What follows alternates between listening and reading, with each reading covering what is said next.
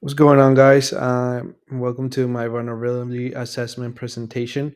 Today, I'm basically going to walk through basically the project where we discover and analyze the hidden server within a network, specifically the server located in the IP address 192.168.130. We use scanning tools like Nmap and Greenbone to uncover serious security issues that we found.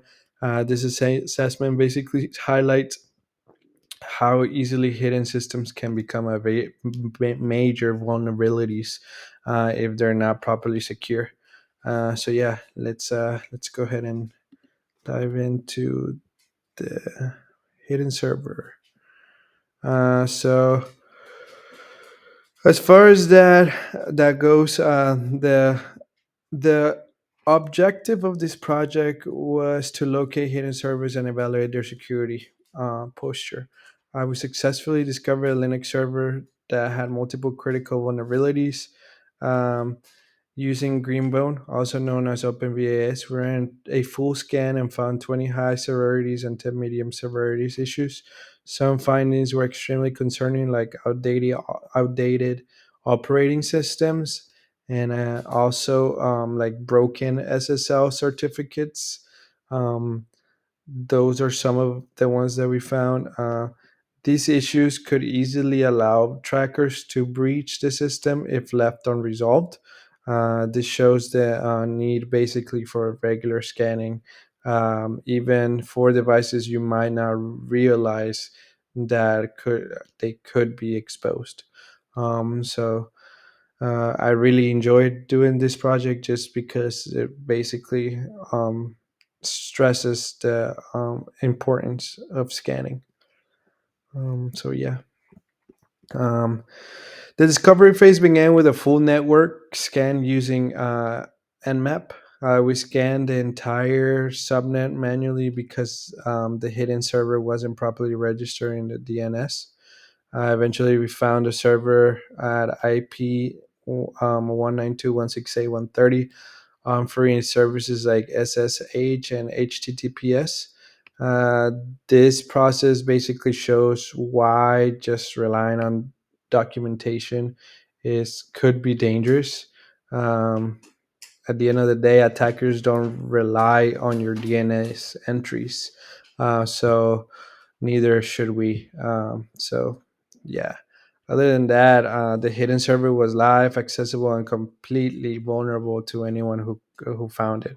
Um, Once we located it, then we began to kind of uh, go deeper into the vulnerability, and that's when Greenbow came into the picture, and we began to scan. Um, so the scan methodology.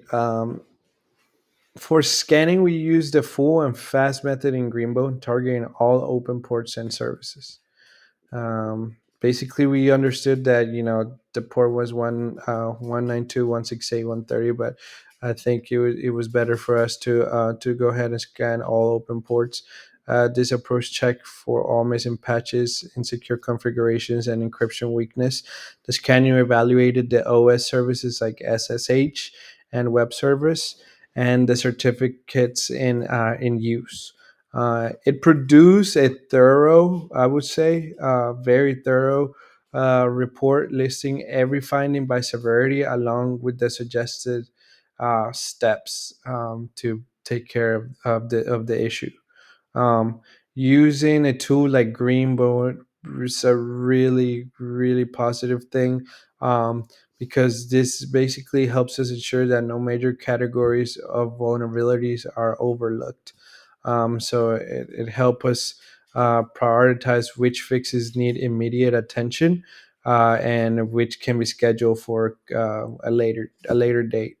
So that was a good thing. Some of the general findings, the results were pretty much alarming. We uncovered over 30 vulnerabilities in total, 20 rated high severity and 10 rated medium severity.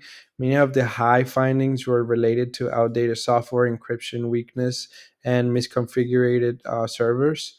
Issues like these made system easy targets for basically cyber criminals. Um, the combination of multiple vulnerabilities was what surprised me the most and what basically alarmed me the most, because there's it's just multiple risk, um, and it multiplies basically how severe the risk is. The more attack paths you leave open, the easier it becomes for somebody to eventually succeed at breaching to the network. So that was very alarming for me. So yeah, some of the high severity issues include the end of life operating system Ubuntu 8.08 still running on the server. They were expired SSL certificates that could easily be spoofed. The server, I think, also allowed insecure cipher suites like RC4 and even accepted SSL v3 connections, which we all know these are extremely vulnerable to known attacks like Poodle.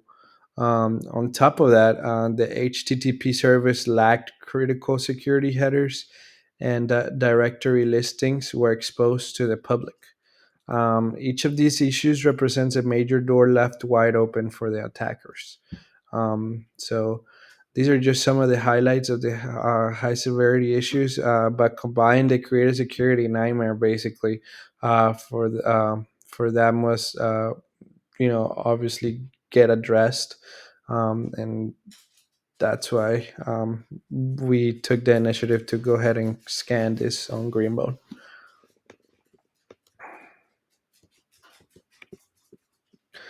The medium findings, while not as critical individually, still represent a pretty severe risk. For example, one of them, I think, if I'm not mistaken, is that TLS 1.1 and 1.1 protocols were enabled, even though they are now deprecated for security reasons. The SSH service accepted weak ciphers and outdated MAC algorithms, increasing the risk of session hijacking. Also, the server also leaked its software version information in HTTP headers, making it easier for attackers to craft targeted exploits.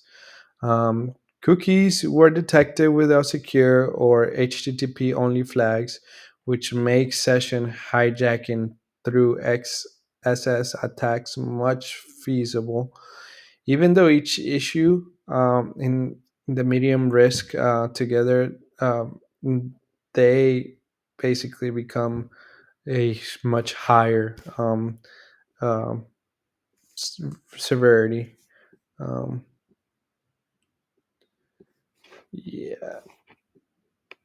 Some of the key findings, one of the most alarming findings was the presence of the end of life operating system, Ubuntu 8.04.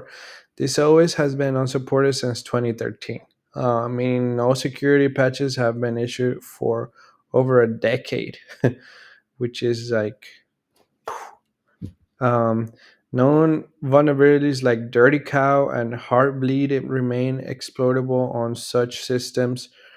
um, Running EOL software is a huge compliance violation, and an open invitation to attackers. So that's something else that we needed to keep in mind. And upgrading the operating system is not optional. It's mandatory. It's a mandatory step for any organization that values security.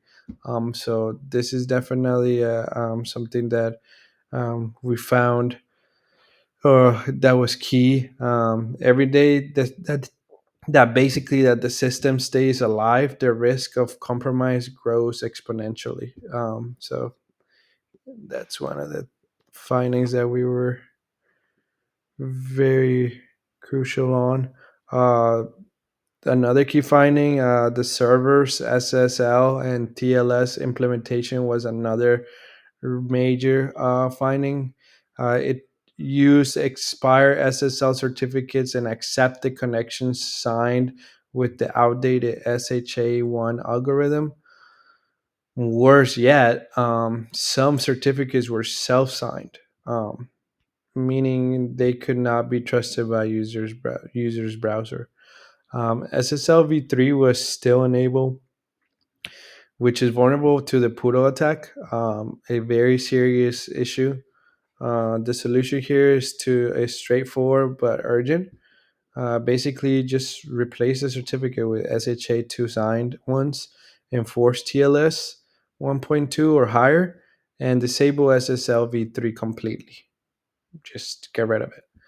Without basically fixing these issues, encrypted traffic to the server cannot be trusted. Uh,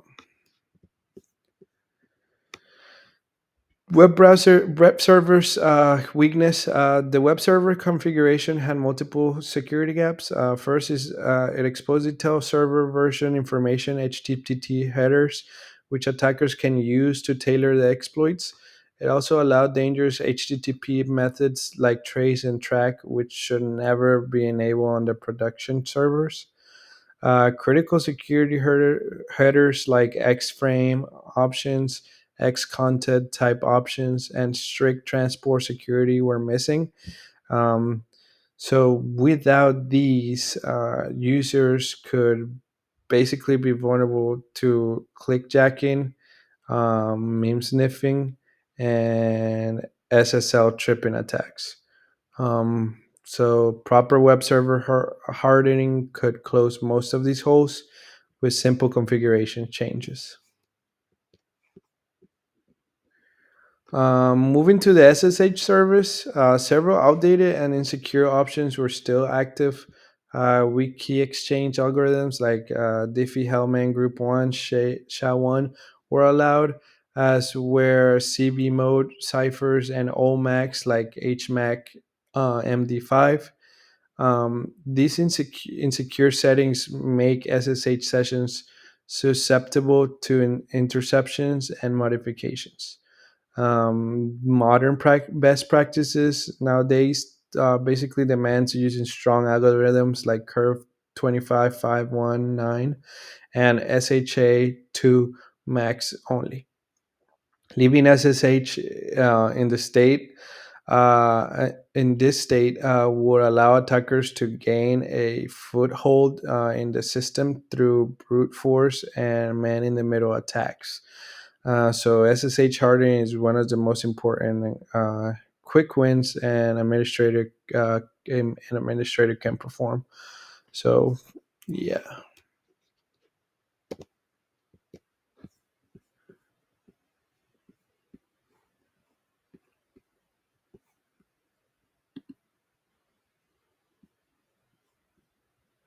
All right. Remediation plan. So what's the path forward? First, immediately upgrade the operating system to support its LTS version, such as Ubuntu 22.04. Second, replace all expired certificates and force modern SSL TLS standards. Third, harden the SSH server by disabling weak algorithms and enable only strong ones. Fourth, secure the web server by disabling dangerous HTTP methods and adding crucially secure headers. Finally, restrict DNS recursion, disable directory listings, and secure cookie handling to prevent session hijacking. Basically, sorry I went over this so fast, just trying to finish.